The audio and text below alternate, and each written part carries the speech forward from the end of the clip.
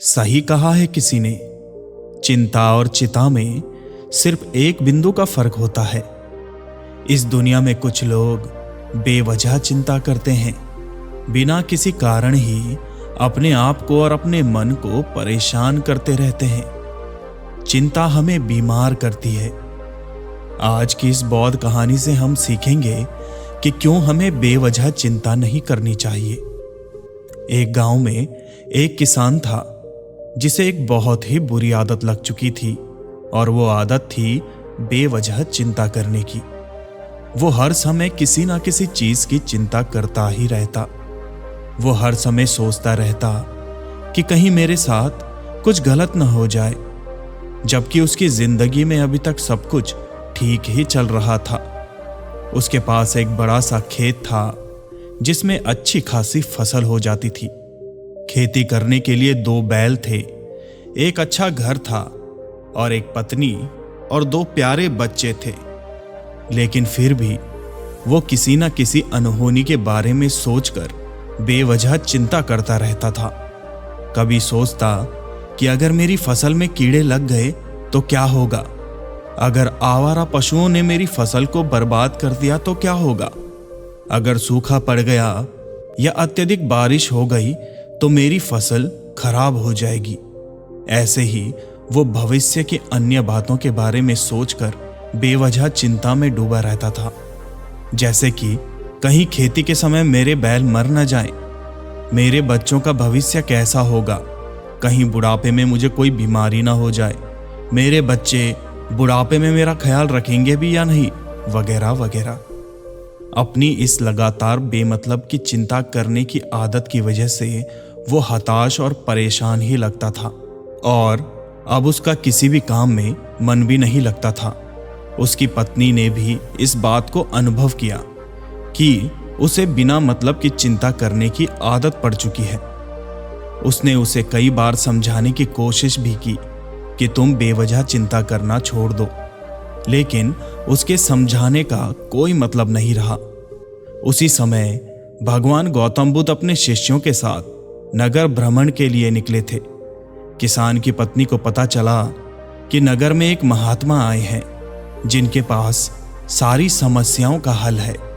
वो उसी समय अपने पति को लेकर गौतम बुद्ध के पास जा पहुंची।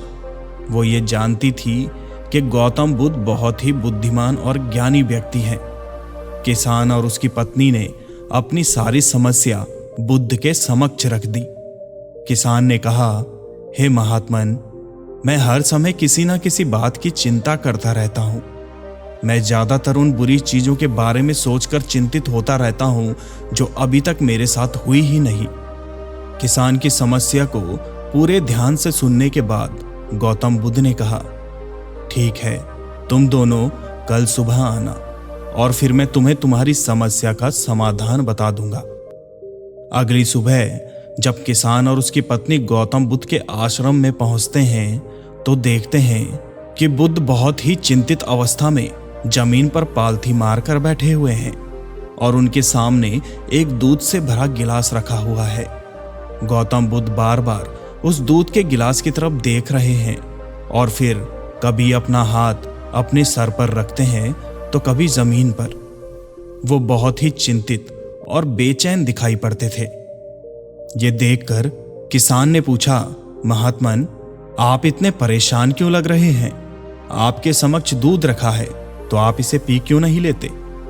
गौतम बुद्ध ने कहा, मुझे चिंता हो रही है कि कहीं इस दूध को बिल्ली ना पी जाए या फिर ये दूध गिर ना जाए।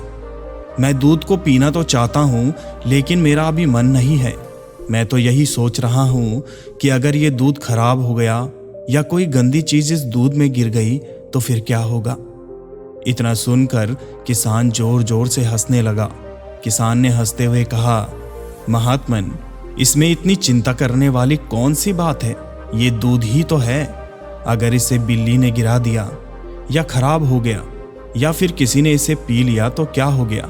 ये आपको दोबारा मिल जाएगा, और वैसे भी आपका चिंता करना व्यर्थ है, क्योंकि ना तो अभी इसे बिल्ली ने पिया है, ना ही खराब हुआ है, और ना ही किसी ने अभी इसे गिराया है। हो सकता है कि भविष्य में ऐसा हो भी ना। किसान के मुंह से ये बातें सुनकर गौतम बुद्ध मुस्कुराए और बोले, मैं भी तो तुम्हें यही समझाने का प्रयास कर रहा हूं कि भविष्य की उन घटनाओं की चिंता करना व्यर्थ है जो अभी तुम्हारे साथ हुई ही नहीं, और बहुत बड़ी संभावना है कि वो कभी होंगी भी नहीं। और अगर हो भी गई तो जिस चीज को तुम एक बार हासिल कर सकते हो उसे तुम दोबारा भी हासिल कर सकते हो, और अगर नहीं कर पाए तो कोई बात नहीं, क्योंकि समस्याओं के आने के साथ ही उन समस्याओं का सामना करने की हिम्मत भी अपने आप ही आ जाती है। ये बातें सुनने के बाद किसान को लगा जैसे किसी ने उसके गाल पर एक जोरदार थप्पड़ मारकर उसे नींद से जगा दिया हो। उसे महसूस हुआ कि वो भी तो यही गलती कर रहा है। वो भी तो भविष्य की उन घटनाओं के बारे में सोचकर चिंतित हो रहा है जो अभी तक घटी ही नहीं और शायद कभी घटेगी भी नहीं। उस किसान को अपनी परेशानियों का हल मिल गया और वो गौतम बुद्ध के चरणों में गिर पड़ा और कहने लगा, इतनी आसानी से मुझे मेरी गलती का एहसास करवाने के लिए आपका बहुत बहुत धन्यवाद। मैं आज से ही पूरा प्रयास करूंगा कि मैं बेवजह चिंता करना बंद कर दूं। जापान में एक लोकप्रिय कहावत है, अगर तुम चल रहे हो तो सिर्फ चलो, अगर तुम खा रहे हो तो सिर्फ खाओ, लेकिन एक समय में सिर्फ एक ही काम करो, चिंता ना करो। इस लोकप्रिय कहावत के अर्थ ने मुझे हैरान कर दिया था, और सच कहूं तो मुझे ऐसा लगता है कि कहावत के अर्थ में ही वो राज छुपा है जिसे अगर किसी ने अच्छे से समझ लिया और अपने जीवन में उतार लिया तो वो चिंता के बंधन से हमेशा हमेशा के लिए मुक्त हो जाएगा। इस कहावत के अर्थ के बारे में हम आगे बात करेंगे, लेकिन उससे पहले देखते हैं कि हमारे दिमाग में किस तरह के विचार ज्यादा चल रहे होते हैं। पहला है, क्या मैंने ये काम सही से किया? दूसरा, क्या मैं इसे और बेहतर कर सकता था? तीसरा, इसका परिणाम क्या होगा? और चौथा, लोग मेरे और मेरे काम के बारे में क्या सोच रहे होंगे? ये ऐसे कुछ विचार हैं जो हमारे दिमाग के सिस्टम में ज्यादातर समय चलते ही रहते हैं, लेकिन हमें पता नहीं चलता है, क्योंकि हमने इन विचारों के साथ जीना सीख लिया है। और हमारा दिमाग काम भी ऐसे ही करता है कि अगर हमने इससे किसी काम को कई बार करवा लिया तो फिर ये उसे अपनी आदत बना लेता है, और फिर हमारे चाहे बिना भी उस काम को करने का प्रयास करता है। शुरुआत में तो हम किसी भी काम को अपनी इच्छा से पूरे होश और हवास में करते हैं, लेकिन बाद में वो हमारी आदत बन जाता है और फिर हम उसे बेहोशी की हालत में बिना सोचे समझे उस काम को करते चले जाते हैं। जब एक बच्चा छोटा होता है तब उसे पता नहीं होता कि चिंता क्या है, लेकिन जैसे ही वो बड़ा होता है माँ बाप कहना शुरू कर देते हैं, बेटा आपको होमवर्क करना है, आपको उसकी चिंता नहीं हो रही, आपके एग्जाम आने वाले हैं, आपको उसकी चिंता करनी चाहिए।